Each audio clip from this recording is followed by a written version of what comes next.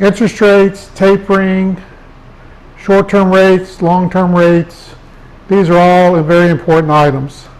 I'm going to focus on the item that I think is the most important to begin with. That is long-term rates.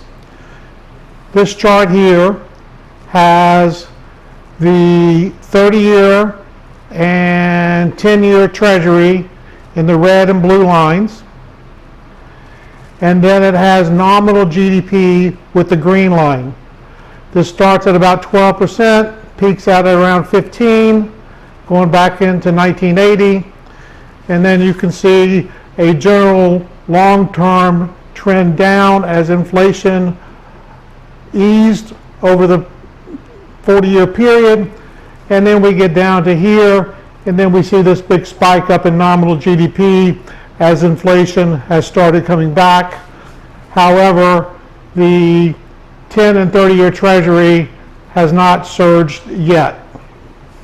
As you can see with this line, these items have generally been highly correlated, meaning they go in the same direction, and they're also generally of about the same magnitude.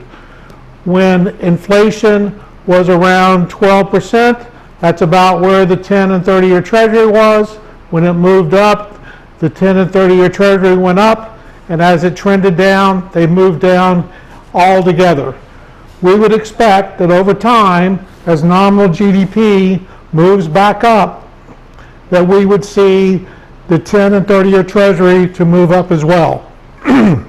Nominal GDP should be north of 5% on a sustainable basis.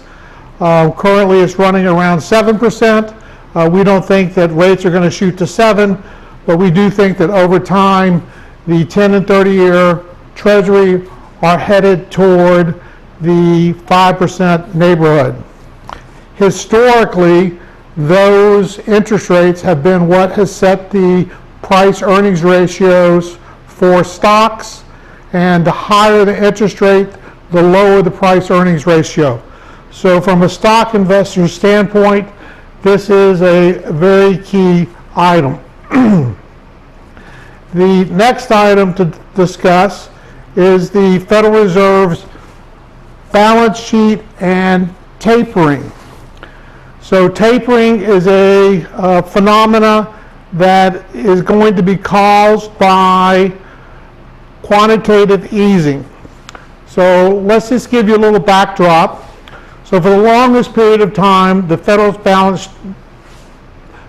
sheet was under $1 trillion and was about $800 billion when you go back to 2008.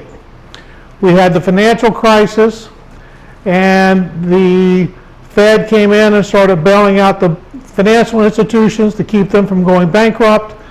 And you can see these other assets surged in price as they were buying these assets from the banks to prevent bankruptcy and a run on the banks. They then migrated in and started buying mortgage-backed securities. That's that MBS line. And then they started accelerating their treasury purchases as they increased quantitative easing.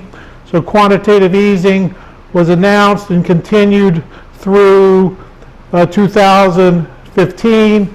It was then very stable from 2015 to about 2018. And we had a situation where we then tried to have a tapering. We had the taper tantrum, where we attempted to taper and the Federal Reserve's balance sheet shrank a little bit. As you can see, it went from around 4.3 trillion down to about 3.8 trillion. And as that occurred, the stock market and bond markets had a big sell-off, and the Federal Reserve paused on that activity.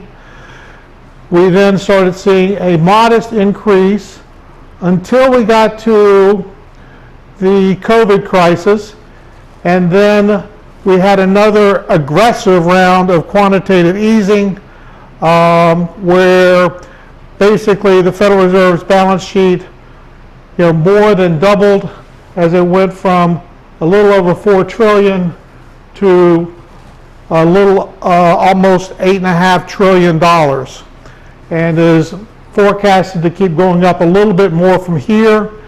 And this is where the discussion on tapering is being discussed. So tapering, the way it's now being discussed, is the Federal Reserve is going to stop buying additional assets. The discussion right now has them rolling over and continuing to own a large portion of treasuries and mortgage-backed securities. You can see with this JP Morgan forecast that they are forecasting treasuries basically flat, mortgage-backed securities basically flat, and these other assets is basically flat, meaning that they don't think that the Fed is actually going to begin shrinking its balance sheet, but they don't think they're going to continue to be a big buyer. Now, what has occurred here is that as the Fed became such a massive buyer of all these fixed income assets, mortgage-backed securities, treasuries, and these other assets, they drove up the price of those assets and drove the yield down. So whereas the market-based pricing would generally have the 10 and 30-year treasury yield at around 5% today, because the Federal Reserve has been in there so aggressively buying these assets and driving the yield down and the price up, we now have a artificially low, 10 and 30-year treasury yields of plus or minus around 2%. We do think that as the market-based pricing comes in and the new buyers of new treasuries have to come in and they're going to be market participants, the yields are going to migrate toward the 5% neighborhood. We don't think there's going to be a big reaction until the Fed attempts to maybe reduce the size of their balance sheet.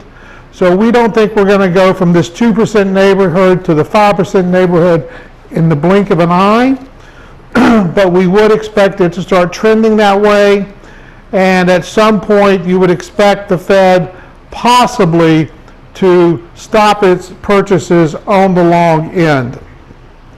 The part of the yield curve that the Fed actually has lots of control on is the short part of the curve as they set the discount rate window. So short rates are controlled by the Fed, and when the market's talking about expectations of 2 to 4 Fed rate increases this year, they're talking about the very short part of the curve, the overnight money, and those expectations are that that part of the curve, which is basically at 0 today, is going to move up at quarter point increments over the course of the next year and a half, head toward 1, get to 1.5%, and the Fed can control that very easily as they set the rate on that short-term instrument. However, the Fed has less control of the long end as they do not completely dominate that market.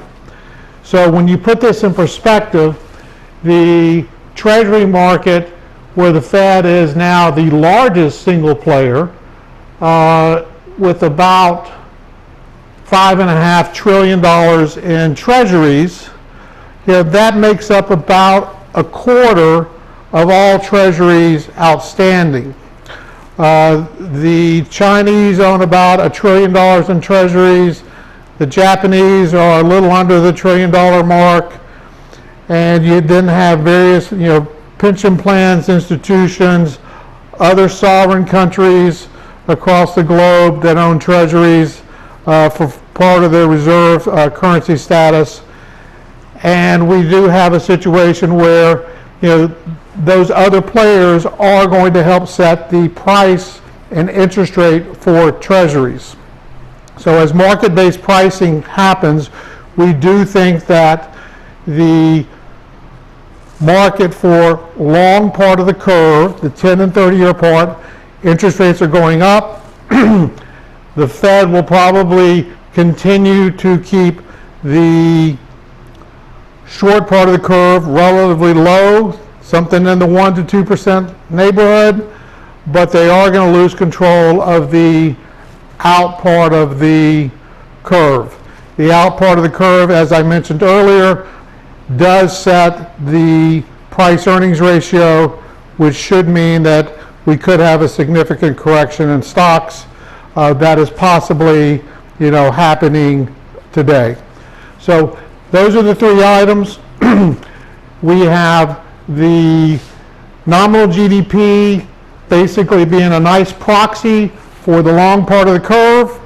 We have tapering, which means that the Fed is going to be the less dominant player of the long part of the curve. And then we have Fed raising short rates, so they continue to dominate the short part of the curve. Those are the three items being discussed. Those are the three items we're watching. The most important item for stock investors is actually the long part of the curve and seeing how fast the Fed exits its participation in the long part of the bond market. We hope that this information is helpful for you. Please check out our website, buildingbenjamins.com, for our full disclaimer. Please remember, this is not investment advice. You should do your own analysis and come to your own conclusion. Thank you very much, and have a great day.